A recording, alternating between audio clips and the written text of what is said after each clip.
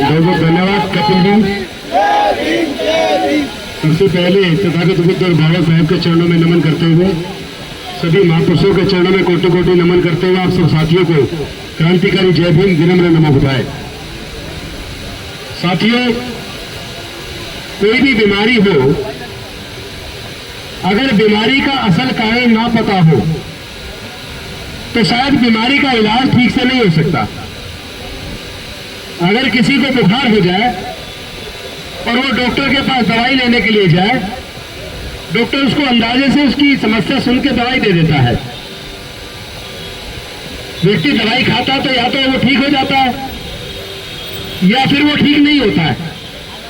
अगर वो ठीक नहीं होता तो दोबारा डॉक्टर के पास जाता है, तो डॉक्टर सोचता है कि जो बीमारी मैंने इसकी सोची थी, जिसके लिए मैंने इसको दवाई दी थी, ये ठीक नहीं हुआ, इसका मतलब इसका बीमारी कुछ और है, बीमारी का कारण कुछ और है। तो बीमारी का कारण जानने के लिए कई प्रकार के टेस्ट कराता है। टेस्ट कराने के बाद पहले वो डायग्नोस करता है कि बीमारी का असल कारण क्या है।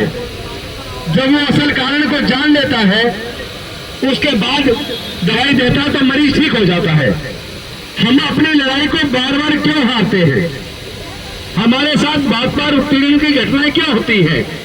अगर इसको जानना है तो इसके असल कारण को समझे बिना अगर हम लड़ाई लड़ेंगे तो लड़ाई कभी जीत नहीं पाएंगे। लड़ाई को जीतना है तो बीमारी के असल कारण को जान लो। ये लड़ाई केवल डॉक्टर ऋतु के लिए नहीं है। तो डॉक्टर ऋतु के साथ जो हुआ, डॉक्टर रतनलाल जी के साथ जो हुआ, ये लोग तो वीर हैं कि लड़ाई को लड़ एक सैनिक की तरह, एक मजबूत योद्धा की तरह। लेकिन हमारे बीच ऐसे भी हमारे बहन भाई हैं जिनका मनोबल इतना मजबूत नहीं होता। वो लड़ाई लड़ने की बजाय सरेंडर कर देते हैं, सुसाइड कर लेते हैं। देश के जितने इंजीनियरिंग कॉलेज हैं, जितने मैनेजमेंट कॉलेज हैं, उनके अंदर अगर हर साल जितने बच्चे सुसाइड करते हैं, आपने क्या कभी ये जानने की कोशिश की है कि वो सुसाइड करने वाले केवल एससी एसटी के लोग ज्यादा क्यों हैं या ओबीसी के लोग ज्यादा क्यों हैं? अगर उसके असल कारण को जानेंगे तो शायद डॉक्टर ऋतु की समस्या का भी आपको कारण का पता चल जाएगा, डॉक्टर रतनलाल की भी समस्या का कारण का पता चल जाएगा। पायल तड़वी ने जो सुसाइड किया, जो संस्थानिक हत्या हुई, या रोहित वेमुला ने या अमित ने या किसी और ने, ये जितनी भी सुसाइड हुई, इसके असल कारण को जानना है तो उसके बीमारी के कारण को समझो। बीमारी का कारण जातिवाद है, बीमारी का कारण वर्ण व्यवस्था है। अगर तमिलनाडु के मुख्यमंत्री के बेटे अगर वो कह रहे हैं कि ये जो सामाजिक न्याय के खिलाफ जो व्यवस्था है, कोई सनातन कहे, कोई कुछ और कहे, कोई कुछ और कहे, मनवादी कहे, जो मर्जी कह लीजिए, जो मर्जी नाम दे लीजिए, मैं भी आज यहाँ आपके सबके बीच में हमेशा बोलता हूँ, यहाँ भी बोल रहा हूँ, जिस सामाजिक व्यवस्था में या जिस धर्म में समता, स्वतंत्रता और बंधुता और न्याय के लिए कोई स्थान नहीं है, जिस सामाजिक व्यवस्था या धर्म में कोई जन्म से नीच है, कोई जन्म से ऊंच है, जिसमें पक्षपात भेदभाव है, ऐसी सामाजिक व्यवस्था का खत्म हो जाना देश के लिए भी और देश के लोगों के लिए भी और संविधान के लिए भी, मानवता के लिए भी हितकारी होगा। असल समस्या का जो कारण वो जातिवाद है, और ये जातिवाद की बीमारी की वजह से एक काबिल प्रोफेसर को नौकरी से निकाल दिया। और उसके दो कारण है निकालने के। पहला कारण तो शेड्यूल कास्ट काबिल क्यों है, और दूसरा कारण यह है कि यूथ जो पैदा होता है वो स्कूलों से, यूनिवर्सिटी से होता है। जो माइंड तैयार होता है वो यूनिवर्सिटी से और स्कूल से होता है। अगर स्कूल और यूनिवर्सिटीज के अंदर इस तरह के काबिल प्रोफेसर बनेंगे तो वो जो यूथ को तैयार करेंगे, वो न्याय के लिए अपनी लड़ाई लड़ेंगे, अपने समाज की आवाज को बुलंद करेंगे। वो नहीं चाहते कि काबिल प्रोफेसर यूनिवर्सिटीज के अंदर बने। इसीलिए आज पूरे देश के अंदर यूनिवर्सिटीज के अंदर जो सिलेक्शन चल रहा है, अगर आप उसके डाटा को उठाकर देखेंगे, पूरे देश की यूनिवर्सिटीज के अंदर असिस्टेंट प्रोफेसर, एसोसिएट प्रोफेसर और प्रोफेसर केवल और केवल आरएसएस से जुड़े लोगों का सिलेक्शन हो रहा है। चूंकि वहां कोई रिटन टेस्ट होता नहीं है, इंटरव्यू से सिलेक्शन होता है, इंटरव्यू लेने वाले उनके लोग हैं, नाम आ जाता है आरएसएस के मुख्यालय से, तो उनका सिलेक्शन हो जाता है। तो कौन सी विचारधारा बढ़ेगी? मानवतावादी, समतावादी, न्याय की विचारधारा बढ़ेगी या असमतावादी, अविज्ञानवादी, अन्याय के ऊपर जो आधारित व्यवस्था है वो बढ़ेगी? जो अन्याय के ऊपर आधारित व्यवस्था है वो बढ़ेगी, वो बढ़ रही है, और वो डॉक्टर रितु जैसे लोगों को इसी तरह प्रताड़ित करती रहेगी। इसलिए लड़ाई का असल कारण जानो। उन लोगों ने इतनी बड़ी साजिश रच दी, आपको पता ही नहीं चला। अरे आप सोचो, जब भारत आजाद हुआ तो प्राइवेट स्कूल नहीं होते थे, सरकारी स्कूल होते थे। हम लोग आज एक सफल वकील बने, फिर एमएलए भी बने, सफल मंत्री भी बने। तो आप सोचो, अगर हम जिन स्कूलों से पढ़े सरकारी स्कूल थे, हमने इस बात का सर्वे करवाया, देश के अंदर जितने सीनियर जजेज हैं, सीनियर डॉक्टर्स हैं, सीनियर इंजीनियर्स हैं, सीनियर प्रोफेसर हैं, सीनियर साइंटिस्ट हो, वो सरकारी स्कूलों से पढ़े या प्राइवेट से पढ़े? तो हमारे सर्वे में निकल कर आया 98% senior doctor, senior engineer, senior scientist, senior professor, senior bureaucrat, senior जजेस, चाहे वो सुप्रीम कोर्ट के हो चाहे हाई कोर्ट के हो, वो 98% सरकारी स्कूलों से पढ़े।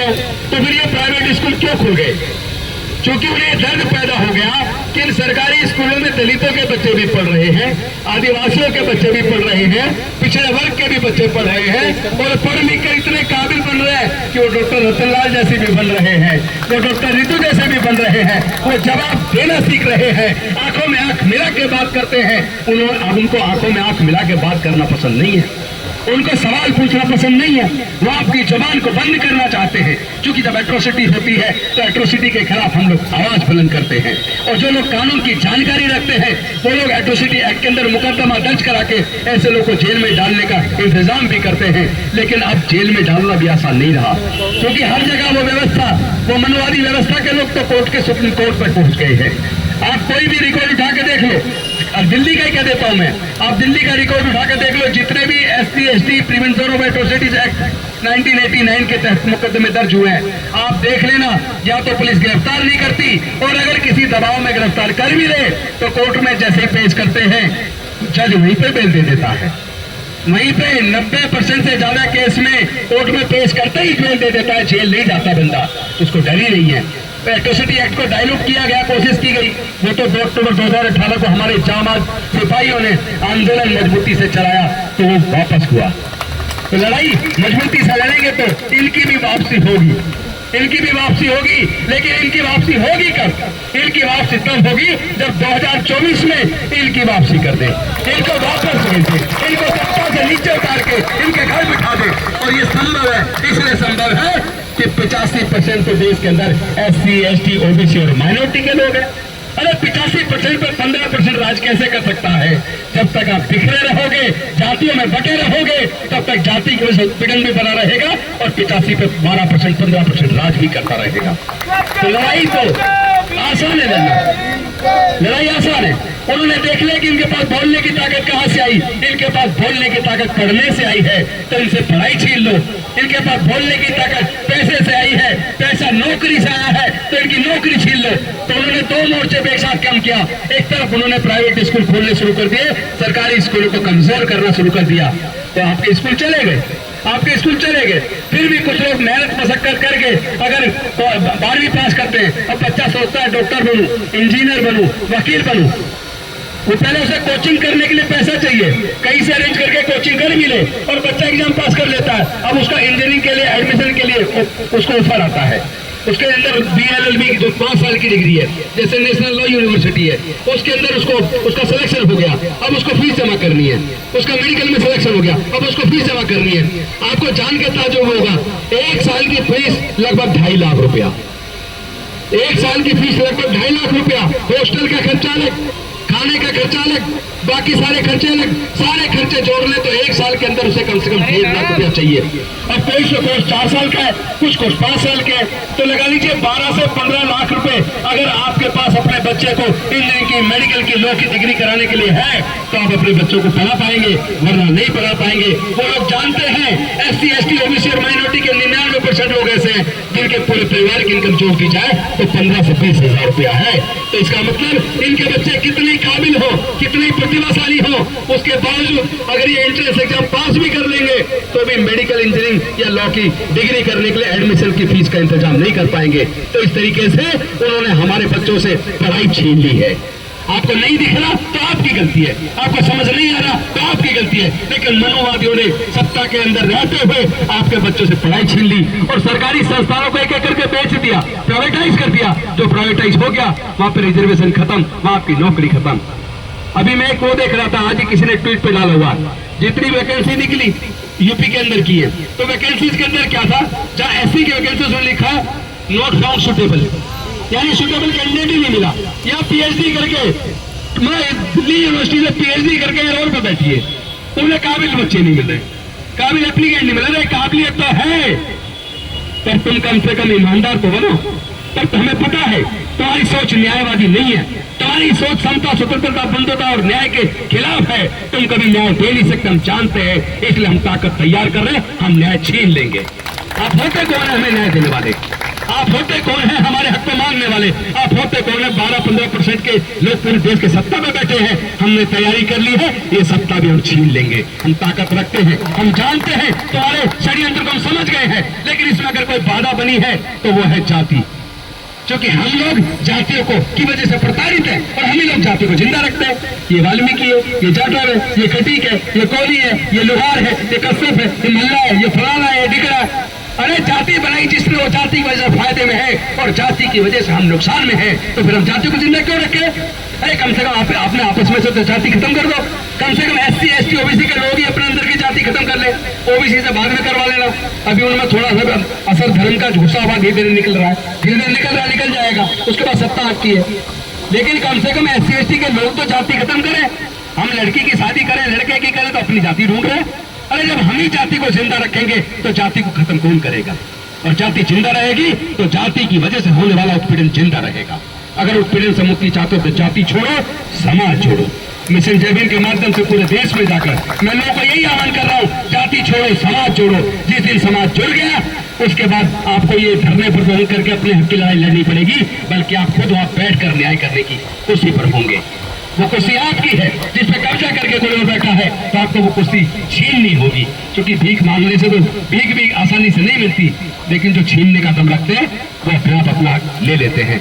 बस बोलने को बहुत कुछ है, मैं आता रहता हूँ बीच बीच में, आगे भी आता रहूंगा। इस लड़ाई को तेज करेंगे। हो सकता है ये जो अभी G20 चल रहा है, तो हो सकता है 3 दिन के लिए वो हमारे सामान को भी उठा के ले जाए, हमको भी उठा के ले जाए हमें, लेकिन हमें रुकना नहीं है, इस लड़ाई को बढ़ाना है। और ये लड़ाई यहाँ तक ना रुके, दिल्ली यूनिवर्सिटी के इस कैंपस तक। इस लड़ाई को देश के कोने कोने में, गांव गांव तक ले जाकर, बहुजन केवल बोलना नहीं है। 85 हम बोलते हैं, लेकिन 85 में तो होता क्या है, 70% धर्म के नाम पे जाकर उस 15% के साथ खड़ा होकर उनको 85 बना देता है और अपने आप को 15 बना देता है। तो 15 तो हमें हमारे लोग बना रहे हैं, हमें उस 85 को 85 बनाना है। उसके लिए बस सच को जानो, अगर सच जान लो तो सच को मान लो, सच को मान लो तो जाति को छोड़ दो, समाज को तोड़ दो, ताकत का निर्माण करो। जब ताकत का निर्माण हो जाएगा तो सत्ता भी आपकी होगी और ये सारी कुर्सियां भी आपकी होंगी। बहुत बहुत धन्यवाद। नमो बुद्धाय। जय भीम, जय भारत।